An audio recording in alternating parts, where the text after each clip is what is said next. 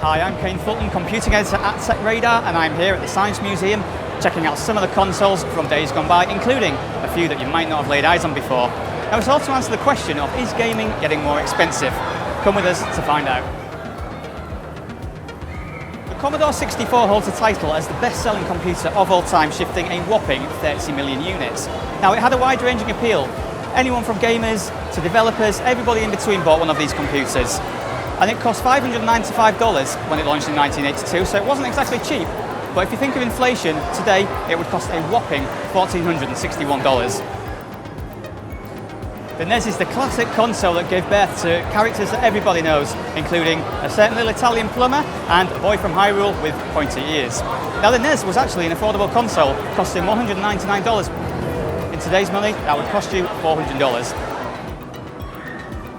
Next up, we have Sega's 8-bit console, the Master System. Now, this was launched to compete with the NES back in 1990. Didn't quite manage to do that, but it did give us some excellent games, including the Sonic series and one of the best free games to come with the console, Alex Kidd in Miracle Land. Now, if you were to buy one back in 1990, it would cost you $200. Today, that would be $432. So next up, we have the Genesis, as it was known in the US, or if you're from the UK, you'll have known it as the MEGADRIVE. Now, like the Master System, this had some brilliant Sonic games on it, but it also had great titles like Golden Axe and Streets of Rage. Now, if you were to go to the shop and pick up a MEGADRIVE or a Genesis back in 1990, it would have cost you $189.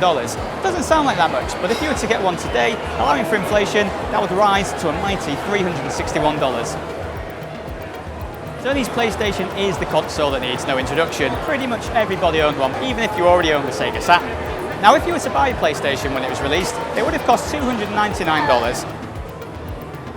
Now we have the Sega Saturn. Sega's machine was well loved among fans of 2D fighters. It had brilliant Japanese imports, and who can forget them brilliant arcade games? It was like having Sega Rally in your living room. Now, if you were to buy a Sega Saturn back in 1995, it would have cost you $399. That's quite a lot more these days if you were to buy one, allowing for inflation, $620. Not cheap. The N64, of course, was Nintendo's machine that was launched to crush the PlayStation and the Sega Saturn.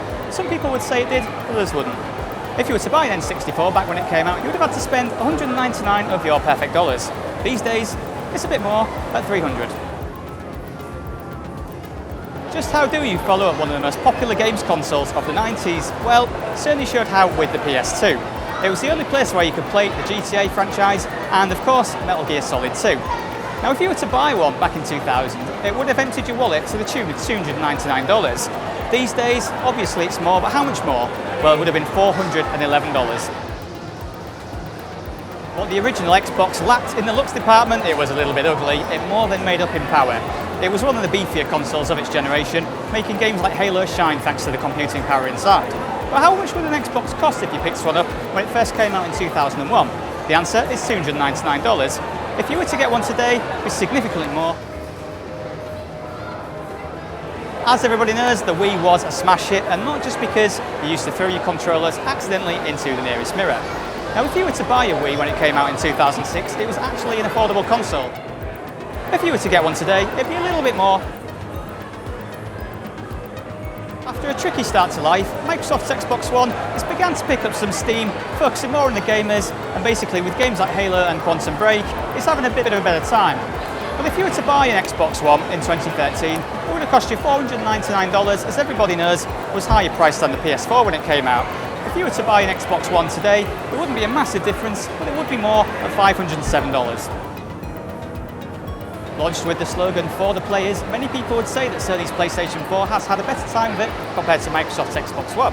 But if you were to buy one in 2013, how much would it have cost? The answer is $399, a whole $100 less than the Xbox One, which has no doubt helped its cause. But if you were to buy one today, allowing for inflation of course, it would cost you $405.